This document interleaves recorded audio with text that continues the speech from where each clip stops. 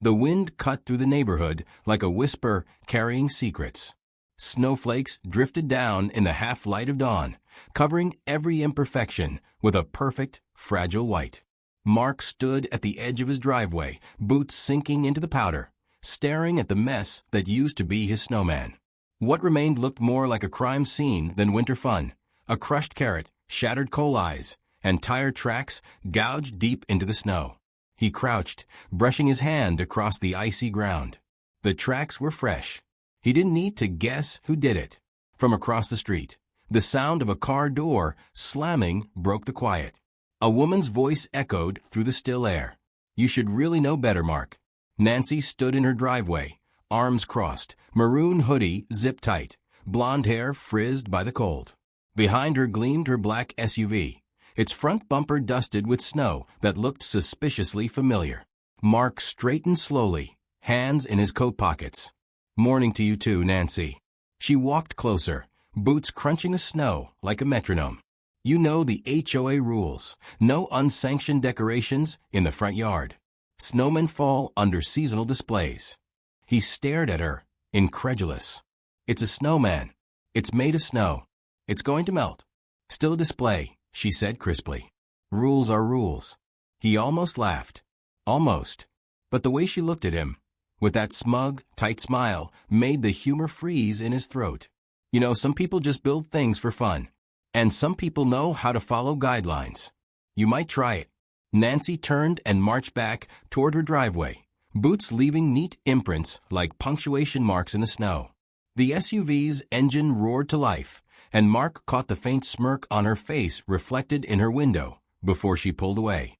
He watched her taillights disappear, the silence she left behind somehow louder than before.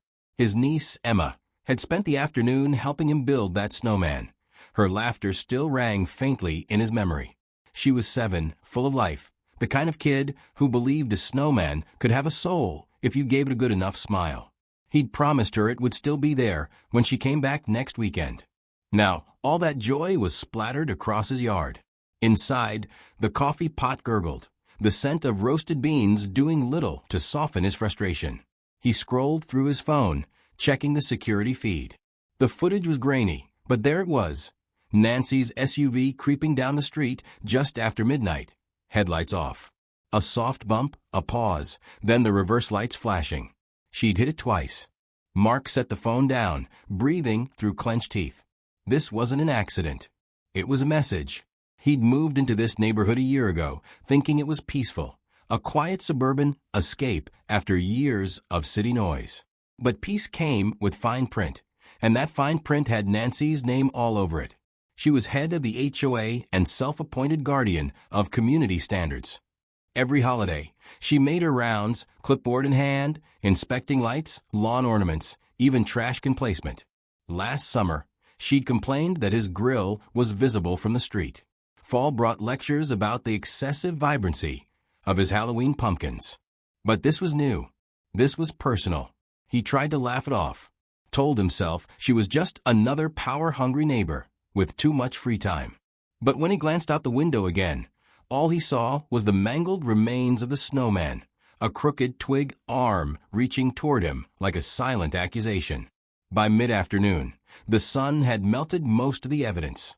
The tire tracks faded into slush, and the snow's surface crusted over again.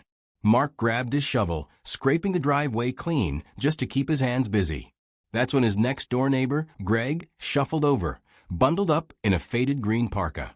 "Rough morning?" Greg asked, eyeing the patch of churned snow. "Depends how you define rough," Mark said. Nancy's SUV took out my snowman again. Greg winced. "Yeah, she's been on a tear lately. Heard she fined the Thompsons for using blue holiday lights." Mark leaned on his shovel. "What is her problem?" Greg shrugged. "Control. Some people collect stamps. She collects misery." They shared a quiet laugh, the kind of humor that comes from shared suffering. But when Greg walked away, Mark's smile faded. He couldn't shake the image of Nancy's smug grin. That night, he rebuilt the snowman. Not out of joy this time, but defiance. The snow was heavier now, perfect for packing. He shaped the base carefully, stacked the middle, placed the head just so. He gave it new coal eyes, a crooked carrot nose, and Emma's favorite red scarf. When he stepped back, it stood proud and perfect under the glow of the porch light. He almost felt better, until he noticed Nancy's SUV creeping by again, moving slower this time. The headlights washed over the snowman, paused, then kept rolling. Mark felt the prickle of tension crawl up his neck. The next morning, the snowman was gone again. Not even a trace. Just churned snow and tire tracks that tore through his lawn this time. He stormed back inside, grabbed his phone, and called the HOA office. The receptionist put him on hold. When she finally transferred him, the voice on the other end made his stomach twist. "This is Nancy, head of the HOA. How can I help you?" He gritted his teeth. "You can start by staying off my property. I'm sorry, I don't follow. You hit my snowman last night. Again. I have you on camera." A pause, then a laugh that sounded like ice cracking. "Mark, if you're suggesting I damage snow, I'm afraid that's not an HOA matter. You drove onto my lawn. Oh, then you'll want to take that up with your landscaper. Good afternoon." The line went dead. Mark stood there, phone pressed to his ear, disbelief curdling into anger. He felt cornered, trapped by the petty rules and the arrogance of someone who knew she could get away with it. That evening, he walked outside, shovel in hand, not sure whether he wanted to dig snow or punch it. Across the street, Nancy's house glowed with perfect symmetry. White lights strung in identical loops, wreath centered just right. Her SUV sat proudly in the driveway, gleaming even under a thin layer of frost. He caught his reflection in its windows, tired eyes, clenched jaw. A man trying too hard to stay reasonable. Maybe he'd been too quiet, too accommodating. Maybe she thought he'd never fight back. The wind picked up, swirling loose snow around his boots. He looked at the empty patch of lawn where the snowman used to stand. The air smelled of pine and exhaust, sharp and cold. Somewhere down the street, a dog barked, the sound bouncing off the quiet houses. He took a deep breath and let it out slowly. "You want a war, Nancy? Fine." He brushed the snow from his gloves, his expression hardening. He wasn't going to yell or threaten or stoop to her level. But he wasn't going to let her win either. From her window, Nancy's silhouette flickered against the curtains, watching. Mark stared back, a silent understanding passing between them, heavier than any words. Snow began to fall again, soft and slow, blanketing the damage, covering the tracks, erasing the evidence of everything she'd done. But beneath that thin white piece, something else was building. A quiet, deliberate resolve that wouldn't melt away. Tomorrow, he decided, she'd learn the difference between harmless fun and crossing the wrong man. Snow fell steadily through the night, blanketing the neighborhood in a quiet that felt almost sacred. By morning, everything glowed under a cold gray sky, the kind of stillness that made even sound hesitate. Mark stood by the window, coffee in hand, staring at the bare patch of lawn where his snowman used to stand. His reflection in the glass looked older than it had yesterday. There was a tightness in his chest he couldn't shake, an anger that felt heavier than the snow outside. He told himself he wasn't going to let it consume him. But when he saw Nancy's black SUV glide past again, slowing just enough for her to glance at his yard, the resolve cracked. Her smug half-smile made something click inside him. This wasn't about a snowman anymore. It was about control. She wanted to remind him that she could take away anything that didn't fit her picture of perfection. And that thought alone was enough to spark something sharp and cold in his gut. He decided to start with decency one last time. That afternoon, he rebuilt the snowman. Smaller, friendlier, deliberately harmless. He gave it a crooked little grin and a note around its neck made from cardboard. "Hi, Nancy. Just spreading holiday cheer." He even decorated it with the dullest scarf he could find. No lights, no color, nothing to complain about. As he worked, he felt a strange calm settle over him, as if he were daring her to find fault with innocence itself. That night, he slept lightly. Around midnight, a sound woke him, the faint crunch of tires over snow. He rose quietly, moved to the window, and peered through the blinds. Her SUV idled at the curb again. The engine purred like a predator waiting to strike. She stayed there for a long minute, then rolled forward. He watched in disbelief as she steered directly toward the snowman and pressed the gas. The front bumper met the fragile body with a dull thud, sending snow scattering like smoke. She reversed, then drove away, taillights bleeding red into the white darkness. Mark stood frozen in the dark, hands trembling. Any illusion that this was petty neighborhood squabbling was gone. This was harassment, pure, deliberate malice. He wanted to run outside, shout, "Catch your license plate, do something." But he didn't. Instead, he sat back down, staring into the dark window until his reflection blurred. By morning, the snowman was a memory again, the note lying torn in half beside a strip of tire track. The rage that had been simmering finally found direction. He knew yelling wouldn't work. The HOA was her kingdom, and reason had no place in it. If he confronted her, she'd twist his words until he looked like the problem. But if she wanted to play games, then he'd play smarter. He spent the rest of the morning sketching something on the back of a grocery receipt, lines, notes, measurements. His background in construction wasn't just a career skill. It was a weapon she didn't know he had. As he planned, the idea began to form fully in his head. Simple, harmless in appearance, and devastatingly effective. He didn't want to hurt her. He just wanted her to understand consequences. He drove to his workshop, the small garage behind his house, and gathered what he needed. Steel mesh, rebar, old cinder blocks he'd saved from a patio project. He worked quietly, the rhythmic clinking of metal echoing against the walls. There was a focus in him now that bordered on obsession. He welded the frame piece by piece, shaping it until it resembled the skeleton of a snowman. He wrapped it in chicken wire, reinforcing it with ice as he packed the snow tightly around it.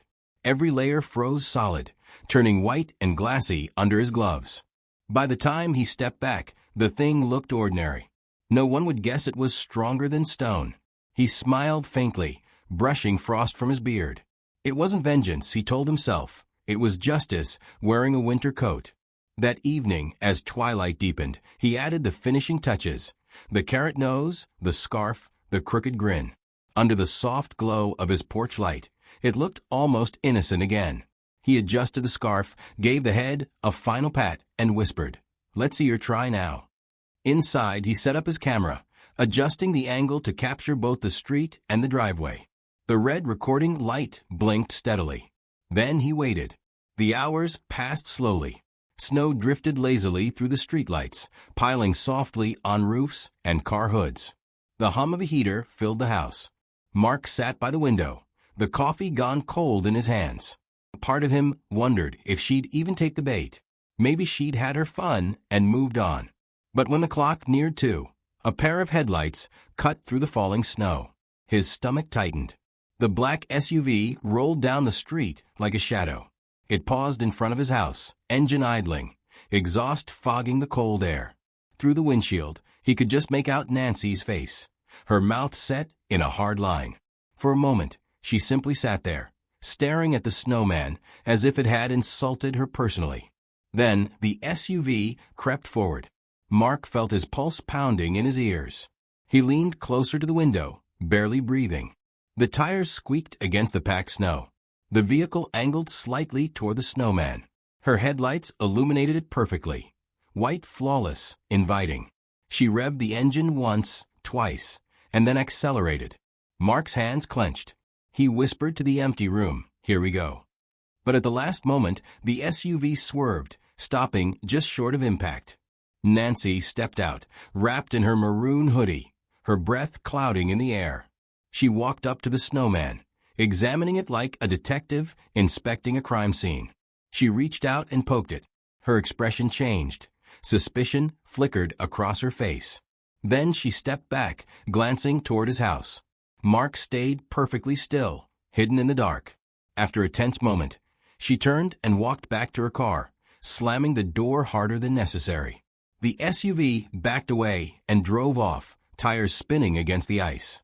Mark exhaled, finally releasing the air he'd been holding. His plan had worked, at least partially. She'd tested it, sensed something was off. But she hadn't stopped because of guilt, only because she didn't yet understand what she was up against. Over the next 2 days, he kept the Snowman pristine, brushing off new snowfall, maintaining its innocent look. Neighbors complimented him as they passed. "That's a solid build, Mark," Greg said with a grin. Mark only smiled. "Yeah, solid's the word." Still, he could feel the tension thickening. Every evening, he saw Nancy watching from her window, pretending to adjust her curtains. The air between them felt electric, like the pause before thunder. She couldn't stand losing control, and he knew it was only a matter of time before she snapped. He added one more layer of ice late that night, smoothing it over until it gleamed in the moonlight. It stood tall, silent, unyielding, his quiet declaration of defiance. When he stepped back, the street was empty, except for the hum of the wind and the faint creak of tree branches. Somewhere behind those glowing windows, Nancy was stewing, replaying the moment she'd backed off. He could almost see her pacing, muttering, convincing herself she'd been right all along. He turned toward the house, the camera light blinking steadily from the window. Everything was ready. Every angle covered, every possibility accounted for. Tomorrow night, she'd try again. He could feel it in his bones. The world outside was quiet, wrapped in a soft gray light that made every sound seem distant. Mark woke before dawn, his breath visible in the cold air of the kitchen. The heater hummed faintly, fighting a losing battle against the deep chill pressing against the windows. He poured himself a cup of coffee and stared through the glass at the Snowman still standing tall in his yard. It hadn't moved an inch. Its crooked smile looked almost smug now, the scarf fluttering slightly in the wind. He couldn't help but grin. The street was still, except for the faint rumble of a plow somewhere down the block.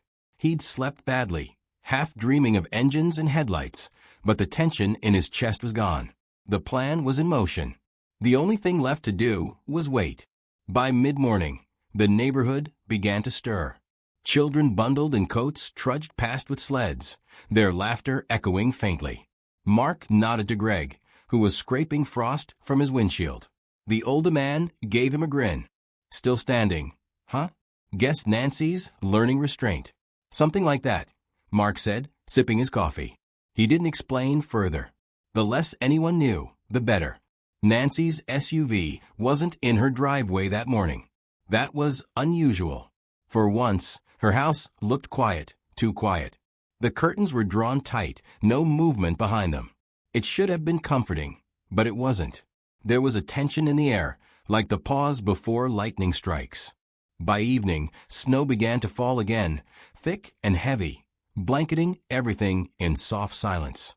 The street lights flickered, halos glowing in the mist. Mark double-checked the camera by the window. Red light steady. Lens angled perfectly toward the Snowman and the street. He had a feeling this would be the night. Around 11, the hum of an engine broke the stillness. He moved to the window and peered through the narrow gap in the blinds.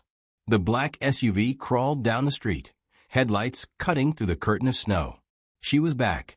His pulse quickened, but he forced himself to stay calm. He'd planned for this. He'd spent days making sure nothing could go wrong. He set the coffee cup down quietly, leaning closer to the window. The SUV rolled to a stop in front of his house. For a long moment, nothing happened. Then the driver's door opened, and Nancy stepped out, bundled in her maroon hoodie, her breath forming clouds in the icy air. She stood there, staring at the Snowman as if it were mocking her.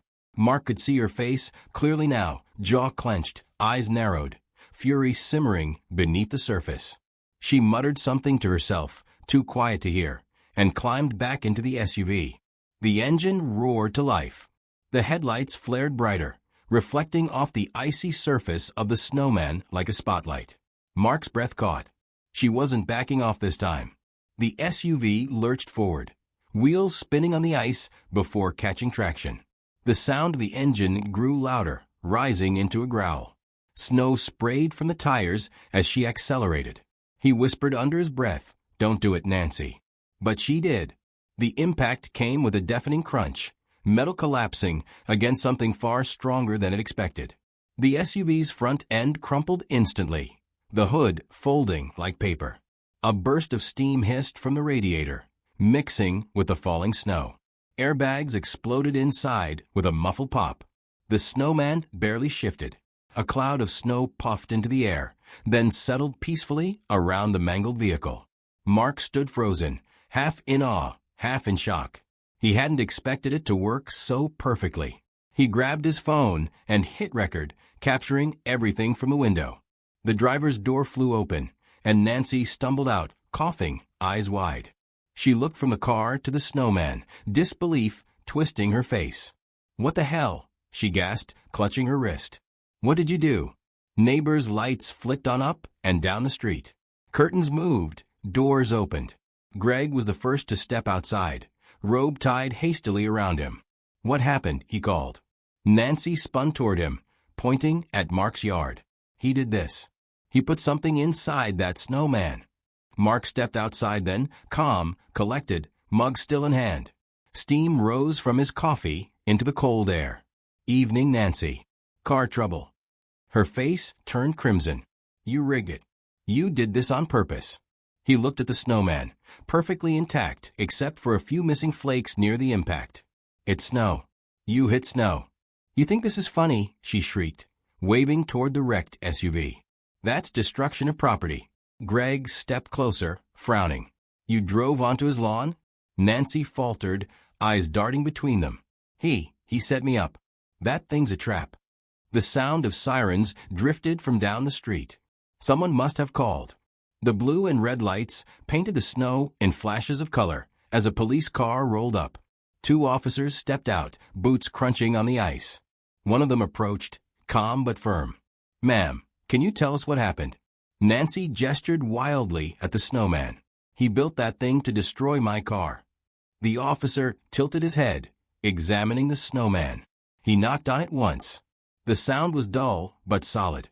He scraped a bit of the surface with his glove, just ice underneath. "Looks like snow to me, ma'am." "It's not. He put something in it." The officer raised a brow. "You mean the snowman you drove into?" The other officer spoke quietly with Mark. "You want to explain?" Mark shrugged slightly.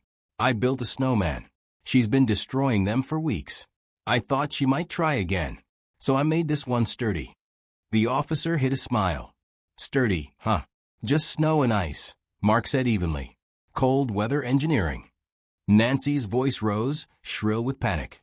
"He's lying. He's been harassing me, filming me."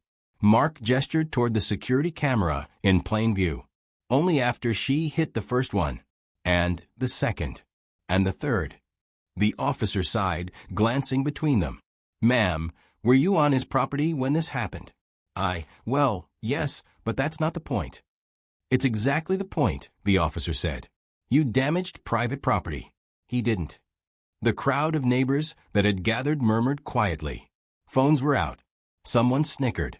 Greg shook his head slowly. "Guess the snowman wins," he said under his breath. Nancy's face twisted in fury.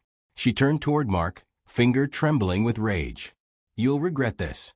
He met her eyes, voice calm, steady. "No, Nancy. I think we're finally even." The officers helped her gather her things, took her statement, and arranged a tow for the SUV. The crumpled vehicle sat half buried in snow, its front end folded like a tin can. The snowman stood behind it, silent, expression unchanging. When the police finally left, the crowd dispersed slowly, still whispering.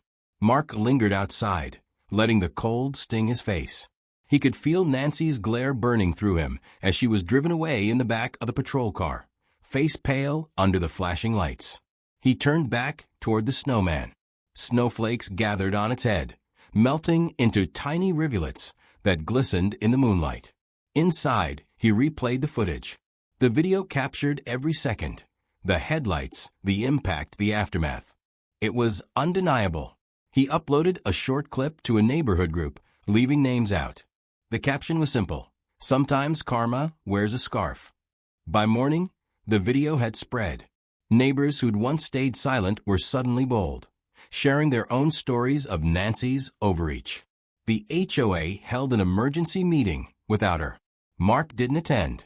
He sat on his porch instead, watching the snowman as dawn lightened the horizon. The SUV was gone, towed in the early hours, leaving a deep scar in the snow. He took a slow sip of coffee, savoring the silence. The air smelled clean again, untainted by exhaust or anger. When his niece arrived later that week, she ran straight to the snowman, laughing. "You built another one." He smiled. "Yeah, this one's special." She looked up at him, eyes bright. "Is it magic?" He thought about that for a moment. Something like that. They stood together in the snow, the cold biting at their cheeks, the world finally calm. But as he looked toward Nancy's darkened house, a small thought lingered. Power never fades quietly.